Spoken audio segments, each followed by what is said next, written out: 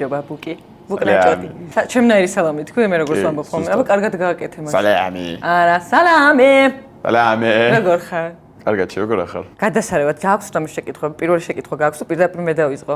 მისჩემნია გაცადო შენ რომ გაახუროთ. გულწრფელი იქნები ძალიან?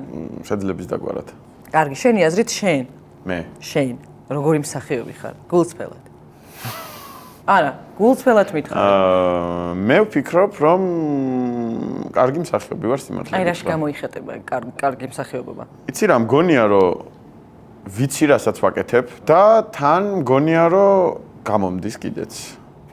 შეიძლება ძალიან ცუდი ეგეთი რაღაცის თქმა, მაგრამ რავი, მე მგონია რომ არა მიშავს. რატო ჯანსაღი მაყოფილება საკუთარი თავით ასწორებს რაღაც დროს არა? შენ როგორ ფიქრობ? ხო იცი ჩემი პასუხი. მე ვთვლი რომ არ ვარ კარგი მსახიობი საერთოდ, მაგრამ მგონია რომ რაღაცებში ვძვრები რა. რას გულისხმობ კადრომაში? მუშაობ ძალიან ბევრს, ყოველთვის არ მეზარება და რაღაცა გამოდის ხოლმე. ეხა იცი რა მითხარი? ხო. კამერასთან როგორ მუშაობ? კამერასთან უკვე რეჟისორზეა დამოკიდებული რა. რამდენად ამყვება თვითონ. შეჩემს ბევრი ძალიან უყვართ ხოლმე ჩებოჭვა შენი რა. და მე ზოგადად სულ მეუბნებიან რომ ძალიან ბევრი ხარ და გაჩერდი და მოაკელი და დაანებე თავი. და ზოგადად ეხლა რაღაც ახალი ტენდენცია რაც არის წამოსული. ძალიან მაღიზიანებს და ძალიან დიდ ბოდიშს ვიხდი ყველასთან, მაგრამ ეს არის ძალიან დიდი ბოდიში კატასტროფა. თეატრში, არ ვითომ მინიმალიზმი თამაში იმისა რომ არ თამაშობ და რაც ძალიან დიდი შეცდომაა რა. მაშინ იყავ ისეთი გულწრფელი და არ ითამაშო არაფერი რა. მაშინ შეძელი ისე, რომ შენი თავი არ იყო. ამის კეთება სცენაზეც, ნუ კინოში კიდე ასატანია. სცენაზე პროსტო ამის კეთება სცენაზე, არა ჩანს რომ თამაშობ იმას რომ არ თამაშობ. ანუ ამ დროს შენ როლს კი არ აკეთებ, როლს კი არ თამაშობ და პერსონაჟს კი არ აკეთებ. შენ კონკრეტული დავალება გაქვს შენ თავთან რომ ითამაშო ის, რომ შენ არ თამაშობ, რომ შენ ხარ ძალიან გულწრფელი. და ამ დროს არ ხარ გულწრფელი საერთოდ. არა, ვაფშე არა. ეს სცენი, მე მიყვარს თეატრი თავისი ამ ყველაფრით რა, თავისი მეტობით, ამ თავისი კოსტიუმებით. ზუსტად ეგ არის მოგანა მასშტაბური უნდა იყოს თეატრი, მე ეგრე მესმის. კი, გავიგეთ. თამაშობ, მითამაშე ესეთ სპექტაკლები და ეხაც ვთამაშობ და ძალიან დიდი სიამოვნებაა და ძალიან ბეწვის ხიდზეც გამივლია რომ რუსკა არ ყოფილიყო. მე პაწია მერცხალზე მაქვს ლაპარაკი. რომელიც მე ძალიან მომეწონა.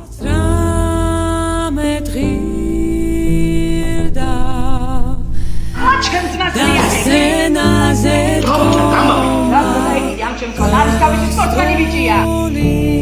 აღარ შემილია დავიღალე მომბეთ და უემოციო მსახიობების ყურება დავიღალე თა ცხოვრებაში არ არიან ეგეთები ვიცი რომ არ არის რა ეგ არის თელი მუღამი სოსომ მახსოვს მითხრა რომ შენო რომ პირველ დღეს მოხვედიო გადაღებაზეო ცვალებადი ნიშნებისო რომ თამაშობდიო აი ეს გიყურებდიო და ფიქრობდიო რომ ეხა ესო ან ძალიან გაიშლისო ან დაგვენძრო ხო რატო იფიქრე იმიტომ რომ აი მაგას არ ვაკეთებდი ზუსტად რა ხო მაგიტომაც ყველაზე ძალიან ექსპრესიული ვარ დიდი სახის ნაკვთები მაქვს და ძალიან ბევრი შეიძლება ვიყო მეც ექსპრესიული და დიდი სახის ნაკვთები მაქვს კარგია ეგ ძალიან. მაგიტომ არის შენი პერსონაჟი, ჩემი ყველაზე საყვარელი პერსონაჟი ამ სერიალში. მე დიდი მადლობა. პირდაპირ გულწრფელად გეუბნები, რომ ოთო არის ჩემი ძალიან საყვარელი პერსონაჟი, არის გულწრფელი. გავს შენ სხვათა შორის რაღაცით. ვაუა. შენი? ჩემ ბეწში. არ თამაშობ იმას, რომ არ თამაშობ. ხო, არა, ეგ თამაშობ გულწრფელ პერსონაჟს, ანუ ნამდვილი პერსონაჟია. მაგიტომ მოწონს ყველას, მაგიტო გაისროლა მაგ პერსონაჟს. ესე გაისროლა ანჩომაც, გოგონა გარეუბნიდან, რომელიც იყო აბსოლუტური კარიკატურა საერთოდ ყველაფრის. არა მოსუქდა აშკარად. ძალიან სახასიათო პერსონაჟი იყო სერიალისთვის. ანუ ყველა თამაშობდა ისე და კანჩო დაბოდიალობდა და რაღაც სისულელებს აკეთებდა და მე შენი რომელი პერსონაჟი მივასებოდა კიდე ძალიცი ელეონორა. ნუ რუსუდან სტრესელი რა თქმა უნდა თქვენ ბრძანდებით. არა, იცით, მე რუსუდანის მაგივრად გამომიშვეს. მე ელეონორა ვარ ჭკადუა. ელეონორა რატო ახსოვს ყველას ვერ გავიგე. ეს სერიაში ვიყავი. ძალიან დასამახსოვრებელი იყო და რანაირად მოახერხე ხა ეგრე დაგამახსოვრდა. ძალიან დასამახსოვრებელი იყავი მანდ ჩემი აზრით. ძალიან დიდი კომპლიმენტი აქვს ჩემთვის, იმიტომ რომ ერთ სერიაში ვიყავი და ისიც ერთ კადრში და ბიჭო ნიჭიერი მსახიობი პატარა ერთი გაჭედი მეუბნები ეგრე მცხვენია. მომიყევი როგორ მოხდი ცვალებად ნიშნებში. რომელიც შენი ტრამპლინია პირდაპირ. ჩემი ტრამპლინია კი ნამდვილად. მე ცვალებადში მივედი კასტინგზე ჩვეულებრივად, რომ მომწერეს დახასიათება პერსონაჟის სხვათა შორის. ხო. ძალიან განსხვავდება იმისგან, რაც საბოლოოდ გამოვიდა. როგორი უნდა ყოფილიყო? ცოტა უფრო ფაკბოი, ცოტა უფრო ვინ ბოი? ფაკბოი. რატო არ არის მე ფაკბოი ოთო? ფაკბოი არ არის. რატო არ ცდილობს, არის? მაგრამ არ გამოსდეს მაინც. მაგას გეუბნები. ნახე მე რა დავინახე ოთოში. ანუ ძალიან ბევრი გოგოები ხო გამოჩნდნენ ახლა შენ ცხოვრებაში. ძალიან ბევრი დაქრაშული გოგოები ხო არიან. ანუ რატო გამოჩნდნენ ახლა ეს? ნუ მაქვს ჩემი შარმი და იმიტომ. ანუ შენი შარმი არ გაქვს, ანუ ოთოს აქვს ეგ შარმი. ანუ ცხოვრებაში ხო არ გიცნობენ არა ეს გოგოები გიყურებენ და მოწონთ ოთო, როგორი ტიპია? ხო, არა, ქარიზმატული არის. ქარიზმატულის გარდა ხო? ანუ რაღაცა აქვს ამ პერსონაჟს, ანუ რაღაც ძალიან სექსუალური აქვს, მე თუ მკითხავ რა ვიცი. ძალიან ბევრს მოწონს ეგეთი ბიჭები რა. ან მოდაშია ახლა ეგეთი პერსონაჟები რომ მოწონდეთ რაღაცნაირი არ ვიცი ან. ცოტა ისეთი ხო. ხო არიან გააქიდან ის ბიჭი, აქედან სილამაზე ბიჭები ხო თამაშობენ და ამ დროს მე ოთო მომწონს ძალიან და ძალიან ბევრს ალბათ არა? ძალიან მიხარია თუ ეს. მე გიხარია? არ გეფლირტავებიღოთ. ვიცი. ხო იცი. თუ ხოხტები რა ისე არ დაგაძალებ ხა ხო რა კიდია ჩემ მეგობარი ვიღაცე რა ავიღებ რაღაცებს და ო ავტავ ხო აი მადლობა რომ არ კიდია ჩემ მეგობარიო წახვედი კასტინგზე წავედი კასტინგზე და როგორ მოხდი ანუ რა გააკეთე კასტინგზე სამ პერსონაჟზე ვილაპარაკეთ უფრო სამ პერსონაჟზე ანუ სამი განიხილება და მოსინჯავთო მაგრამ დიდი ალბათობით უფრო თო თავიდან და ვიზე იყო ლაპარაკი კიდე შაკოზე იყო კიდე ლაპარაკი სანდრო სამხარაძის პერსონაჟზე და ირაკლიზე მებუკეს პერსონაჟზე ო ირაკლის პერსონაჟი ძალიან ირაკლი ის ზუსტად ის არის ვინც უნდა იყოს აი ზუსტად და შაკო ზუსტად ის არის ვინც უნდა იყოს ჩემი აზრით. ოთო დამაინტერესა მეც უფრო ვიდრე იმორმა პირდაპირ ვიტყვი, იმიტომ რომ აი ეს პონტი ძალიან მომეწონა, რომ მეგობრის ბებიაზე როა დაქრაშვილა, აი პროსტა გავგიჟდი, რომ მეთქი გავგიჟდი მე ნუ აი ვიღაცა აი ძალიან ვაილდ ტიპია თქო რა. პერსონაჟი რომ დიდი ქალები მოწონს. კი, ძალიან აი ეგრევე დავინტერესდი, რომ ვაი, ესე იგი რა გიჟია ტიპი წარმოიდგინე რომ რატოა გიჟი? დაქალის ბებოსთან აქ რომანი და რაღაცა მაგრა ასწორებს თქო და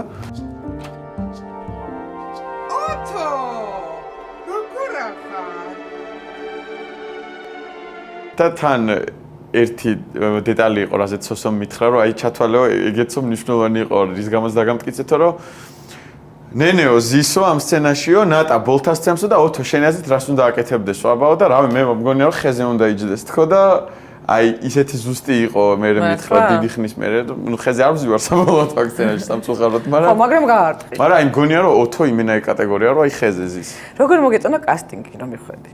აი კასტინგი როგორ ჩაატარეს? კარგად ჩემი აზრით. ჩემთვის ძალიან მნიშვნელოვანი და ძალიან მტკივნეული თემაა საქართველოში. ძალიან მტკივნეული თემაა საქართველოს კასტინგი, მაგრამ ეს არ მიეკუთვნება იმ კასტინგებს, რომელიც აი მოდი ვთქვათ ეგეც რა. შენ გახსენდება ეგეთი კასტინგები, რომელიც მტკივნეული არ იყო.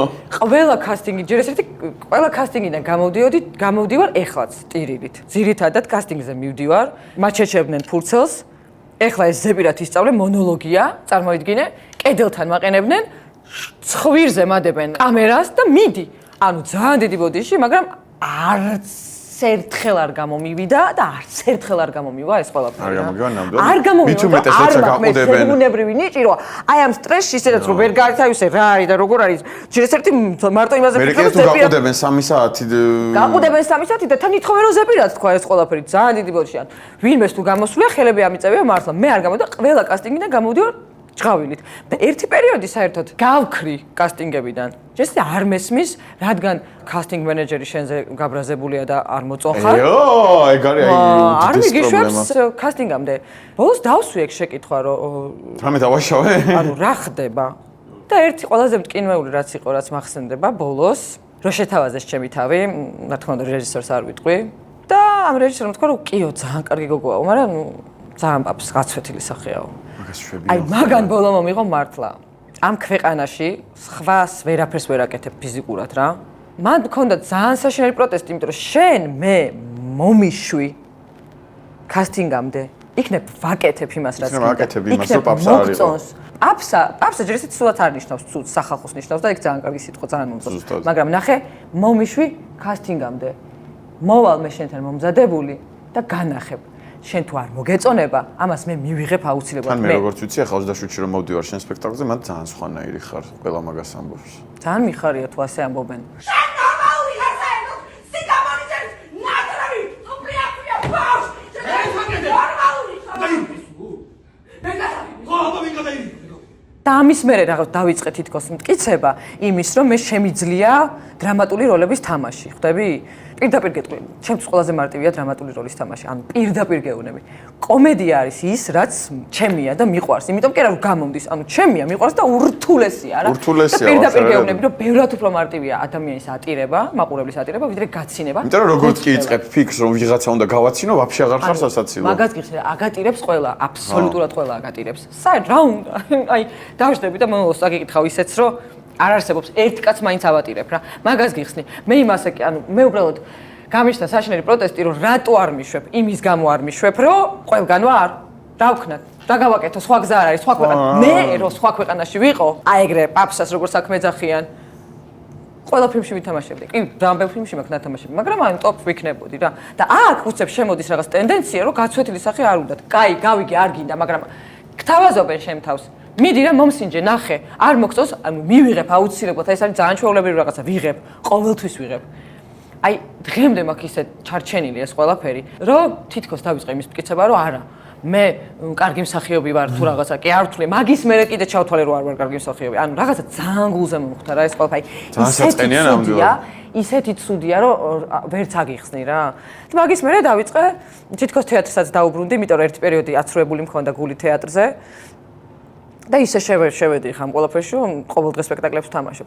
თითქოს მგონია, რომ ის რეჟისორი სადღაც მოვა და ნახავს ამას და აირანებს. აი რაღაცა თითქოს შეიძლება მაგრა ფეხებზე ვკიდი, რა ალბათ, მაგრამ მე ეს რაღაცა მაქვს, რომ აი რაღაცა მნიშვნელოვანი რომ მოხდება და აუცილებლად მოხდება. ანუ მოტივირებული ხარ ხა უფრო ბევრად და? ხო. და შენ ქონია ესეთი მტკივნეული შემთხვევა? ნუ ეხა რაც არის ჩემთვის მთავარი აი ჩელენჯ რასაც ქვია, არის რომ დავანგრიო ის რომ ოთო ვარ. აუ, მაგისთვის იცი რამდენი დრო დამჭირდა? რომ დამენგრია რომ ანჩო ვარ. სახელი აღარ მქონდა. ანჩო და მეც ეგ მაგის წინაშე ვარ ეხა ზუსტად რომ ეს უნდა დავანგრიო. ჩემი ნომერ პირველი ყველაზე რთული გამოწვევა რაც იყო, როცა მოვდიოდი ამ პროფესიაში, ჩემი მშობლების ფაქტორია. პოტეთოლო დავას და მარიამ ჯოლოგიაშვილია და აიმე ნეტა რა როგორია, როგორია. ნეტა რასიზამს იმდენად მძაბავდა ეს ამბავი, რომ მართლა ფოტოებს ავდებდი სოციალურ ქსელში და არ ვამბობდი ხმამაღლა ვისი შვილი ვარ და ვიღაცებმა ჩემმა კურსელებმა უნივერსიტეტელებმა რაც საკმაოდ გვიან გაიგეს. ისიც ხვებისგან მე არ ვამბობდი ამას არსად, ძალიან ჩუმად, მაგრამ ლექტორებმა და ეხა იმათ ყველა მიცოდნენ და მალავდი? მალავდი არა, მაგრამ არ ვამბობდი. რატო? აი ეს მოლოდინი რაღაცა რომ მე გინდა თუ არა იმათი შვილი ვარ და თან ხა ორივე ობიექტურად ძალიან კარგი მსახიობია ჩემი აზრით. ბებია ჩემთან მიმყავს. რას ველებენ? აი მე ირაკლი. აბა, ბებია. იცი რამდენი წელია ბებია ჩემს ისე აინტერესებს. მაპატი, ერთი წუთი უპასუხებ, გამახსენე, მე მოგიყვები არ დამავიწყდეს. იმის მეც მაინტერესებს, ბებია შენს რა აინტერესებს? ბადლობთ. სახლში როგორ შემოხვედი? ჯეიმს ბონდურად, ბაბუ.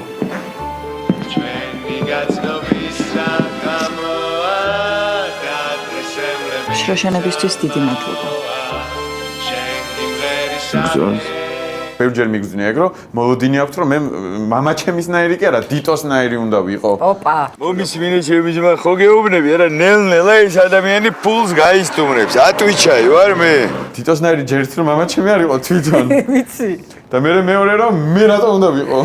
ძალიან თრგუნავდა ეს რაღაცნაირად და ძალიან მინდოდა რომ მე თუ სიტყვას ვიტყოდი ამ პროფესიაში, ვიტყოდი დამოუკიდებლად. როგორც ცალკე ბუკა თოლორდავა და არა როგორც მარიამ ჯოლოგოვას და კოტე თოლორდავას შვილი და ის რაც ვთვლი რომ შევძელი არის ეგ ნამდვილად, იმიტომ რომ მე რუსთავის თეატრში რო აღმოჩნდი საბოლოოდ არავის ხელი არ ერია ამაში, აბსოლუტურად ეს მხოლოდ ჩემი შესაძლებლობების დამსახურება, ის რომ მე ცვალებად ნიშნებში აღმოჩნდი, ეგეც აბსოლუტურად ჩემი შესაძლებლობების დამსახურება და ახლა უკვე ძალიანაც ამაყად ვაცხადებ ვისი შვილი ვარ, ფოტოებსაც ვდებ და ძალიანაც ამაყი და ბედნიერი ვარ. ფოტოში მაგიტომ დედა ჩემი როდესაც ვაბარებდით თეატრალურში მე და ჩემი და ჯერ ხო საშინელება დაგმართა, ანუ მართლა, ანუ გაკვეთილიდან გაკვეთილზე დავდიოდით და მასწავლებიდან მასწავლებელთან დავდიოდით და ნუ რაღაც ჯოხეთი მოაწყო დედაჩემმა. რომ ვაბარებდით, ანუ თეატრალურის ახლო-მახლოთაც, ანუ არ ჩაულია, წარმოიდგინე. საერთოდ არ გაუულია, რომ ვინმეს არ დაენახა, რომ იქ დგას ან რაღაც, ანუ იმდენად ისტერიულად ეშინოდა მაგის, რომ ვინმე იტყვის მის შვილებზე, რომ აი თამარას დავალებთ ჩაწყობით მოხდით თუ რაღაცა, ანუ რა. მე ძალიან მოლოდინელად გავიგე რომ შენ დაგვემატე ამ სერიალის კასტში და ძალიან გამიხარდა სიმართლე რო გითხრა და მომიყევი ხა ეგ როგორ მოხდა. მომისმენე ახლა. ანუ მოკლედ მინდა რომ შემოგიყვანო რა ეხლა რაღაც პერსონაჟზე ძალიან მჭირდებაო ეს ყველაფერიო ძალიან ბევრ რაღაცაზე ვამბობ უარს იმიტომ რომ თვლი რომ ჯერ ისეთი მაგის ერთი ადგილი მაქვს რომ ამ ყველაფერზე უარი ვთქვა ეს ძალიან მაგარი ძალიან ასწორებს ეგ მაგრამ იყო დრო რომ ყველაფერს ვთანხმდებოდი სწორედ იმიტომ რომ მე რაღაც მომიტრიალდა და კასტინგამდე არ მიშვა ამას არასოდეს არ დაგივიწყებთ თქვენ და სიამოვნებით დავთანხმდი იმიტომ რომ ჯერ ერთი მიყვარს ეს სერიალი ვუყურებ ამ სერიალს ვულშემატკივრობ ყოველთვის ამ სერიალს გამიკვირდა რომ აქამდე არ გავახსენდი და არ დამიძახა ძალიან პატარა როლზე ფაქტიურად ეპიზოდურ როლზე მაგრამ ჩემთვის საინტერესოზე და ამიტომ დავთანხმდი ამ ყველაფერს. ემოცია რომ აკლია მაგაზე რა სიტყვია. მომიყევი შენთვის პირველი მე მახსოვს ჩემი პირველი სასიყვარულო სცენა მაგალითად როგორ ნერვიულობდი და როგორ გული გამისხდა და მაინტერესებს შენ ვისთან ქონდა და როგორ გაიარე ეს ყველაფერი როგორ დაძლი ეს სიმორჩა ჩემი პირველი love story სცენა იყო ლიტუკასთან მეორე სეზონის მეოთხე სერია გუდაურში. სხვა შორის გამიმართლა იმ გაგებით, რომ ყველა სასიყვარულო სცენაში ქალები დომინირებდნენ. კუთხეში მიმწყდებდნენ და თვითონ აოე. ასე ძალიან რთულია. მაგალითად კონფუცი ამბობდა, რომ ჩემთან ავიდეთ.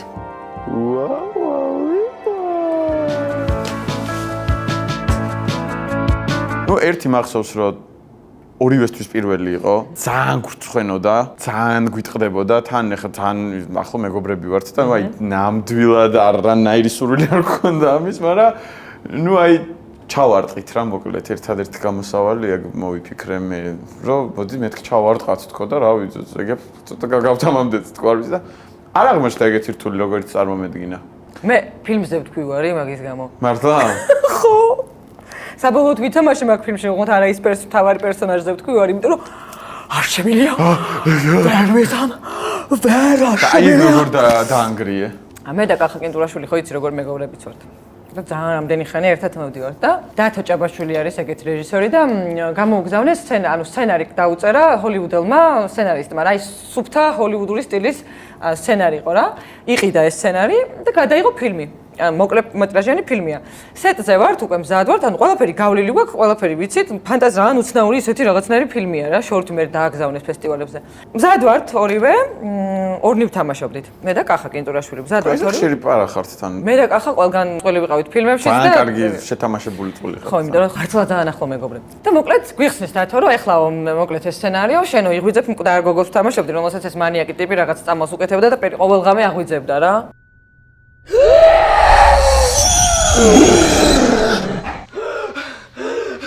ეს სათამაშო იქნებოდა. რომ ახსენდება ეხაც მაჟრიალებს. და ძალიან ისეთი სათამაშო იყო და მე უკვე ამ მკვდარს გავარ ეს რაღაც მაცვია ეს რაღაცა და ლოგიზებზე ვარ და ვუსმენ რეჟისორს რა. და მიხსნის რომ ეხლა ეს სცენარიო მე ესე ადგება, მე კახა ეს იმას ისა, მე უცეფო, მე შენ რომ გაიღვიძეფო და წამოდგებიო, მე მივარდებიო, რომ ჩაიხუტებიო აკოცეფო ტუშებშიო და უცებ მე ვირის სახე. ანუ აი უცებ რო არ ველოდები აი ეს სახე მივიღე რა და ნუ ხმას არ ვიღებ იმიტომ რომ ტეხა უკვე ვიცი რომ ძალიან ტეხავს ეხა მაშინ რომ გავჭედე რამდენიმე წლის წინ ესე ვერ გავჭედა მაგაზე იმიტომ რომ ხა მსახიობი ვარ და ნუ ეს არაფერი არის და მე ვიღებ აი ამ სახეს და კახა რატო ძალიან მაგარი მოვიდა და მაკოცა და შენ გაიხარ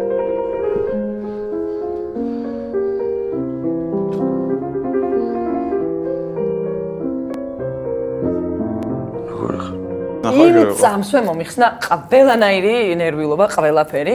მაგის მერე კიდე მქონდა სცენა უკვე სიყვარულის ბალადაში. მან უკვე საკმაოდ დიდი კოცნის სცენა იყო. მან როგორ ვიყავით, იცი რომ მეც ძალიან ნერვიულობდი, ხა ეს არაფერი არ არის.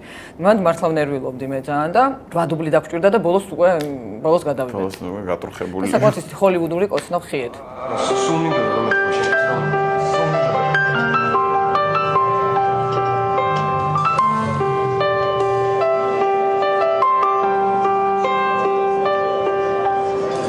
შენ როგორ უდგები მაგას? აი შენთვის საყვარელი ადამიანს მსახიობი რო თქვა და უწევს ესეთი სცენის თამაში. რასაკეთებ? ხო, არ ეგ ტიპი, ძალიან ბევრი მსახიობი არის ეგ ტიპი. ეხლა ძალიან ბევრი მსახიობი არის. თვითონ თამაშობენ ესეთ სცენებს და თავის მეორე ნახევარ მსახიობს თითს უბაკუნებს რომ არ გააკეთოს. გოიმობაა ჩემი აზრით. აი პროსტე ძალიან ტეხავს, არა? ხო, ძალიან გოიმური საქციელი აქვს ჩემი აზრით და არ შეიძლება. მით უმეტეს ახლა აი მე მესმის რომ შეიძლება ჩემ არა მსახიობმა მეორე ნახევარმა ვერ გაიგოს რატო ვარ ამაზე თანახმა, რომ ვიღაცას ვაკოცო კადრში მესმის, იმიტომ რომ თვითონ არ არის ამ პროფესიაში და მე რა დღის ბოლოს გეთანხმები, მაგრამ ნუ აი კიდე ლოგიკას ხედავ ასე თუ ისე და ხა შენც რო ამ პროფესიაში ხარ და რო იცი რომ ამის გარეშე წარმოუდგენელია და მეორე ნახევარს თუ ტრაკებს მე მაგაზე სიგიჟეა. ხო, ძალიან ეხავს. შენ ხარ ის იშვიათი მსახიობი, რომელიც გახდა ბრენდი. ეხლა ბირის სახეს მივიღებ კიდე. აი როგორ მოხდა ეს შენი აზრით და რა გააკეთე ამისთვის? იყო ის პერიოდები, როდესაც დავდიოდი კასტინგებზე და მარტო გარეგნობის გამო მიწუნებდნენ, ხვდები? ანუ ესეც კიდე ცალკე თემაა, რომ დასკავს, აი ესე ამბობდნენ. არა, მაგრამ ახლა ამ გოგოს ერთხელ იყო ესეთ შემთხვევა, რაღაც კასტინგზე მივედი და რა კარგი ტანი აქვს, მაგრამ ნუ სახეზე არ ვარ გა. და მე სულ ვცდილობდი იმას, რომ ხო და ნახე, არ ვიცი, შენთვის ჩემ სილამაზე რა არის შენთვის, ანუ საერთოდ არც თვლი მე ჩემ თავს ლამაზად, მაგრამ ნუ ხა ეს იყო პირველი რაღაცა, როდესაც აი შევეჯახე იმას, რომ აი ანუ რას ნიშნავს და მე ვფიქრობდი ყოველთვის იმას, რომ აი ესეთი გარეგნობის გოგო სტიმული გავხდა იმ გოგოებისთვისაც, ვინც თვლიან, გრძელი, აი მოდი ვთქვათ, ძალიან გრძელი ცხური მაქვს, ხო? მეც და შენც რა. ხო, მაგრამ შენ ძალიან გიხდება ეგ. ანუ ეს შენ გონია რომ მე მიხდება, მაგრამ მე ხო მიწუნებდნენ ყველგან, ანუ არ მომტკიცებდნენ სერიალებზე, არ მომტკიცებდნენ ფილმებზე. არაფერს არ მომტკიცებდნენ, იმიტომ რომ პირდაპირ იყო ხოლმე რომ გარეგნულად არ ვარგა. მე ყოველთვის მქონდა ეგ ტვინში, რომ ეს სტერეოტიპი უნდა დავანგრიოთ, რომ ჩვენც გრძელცხვირიანი და სახასიათო სახის გოგოები, როგორებიც ვართ, ისეთები ვიყოთ, ეგეთებმა შევიყვაროთ ჩვენი თავი, იმიტომ რომ მეც მეზიზღებოდა ჩემი თავი, ვერ ვიტანდი, მაგის გამო ვერ ვიტანდი. მე როდესაც გავიჭერი ამ ყველას, როგორც კი შევარდი და ეს იყო ერთ-ერთი ბანკის რეკლამა, სადაც უცებ გამოუჩნდით და საერთოდ ქართველი არ ვეგონე, არ ვიცი ვეგონე, რომელი ეროვნების არ ვეგონე, მაგრამ ნუ ქართველი არ ვეგონე და